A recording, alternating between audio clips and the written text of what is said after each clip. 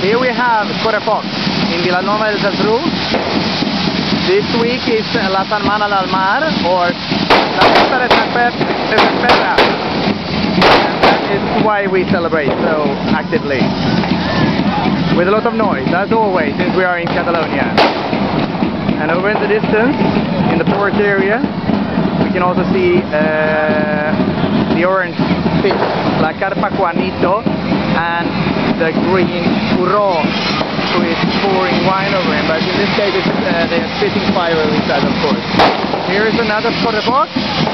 Now it's adults. Adults are allowed to do this as well, and they love it.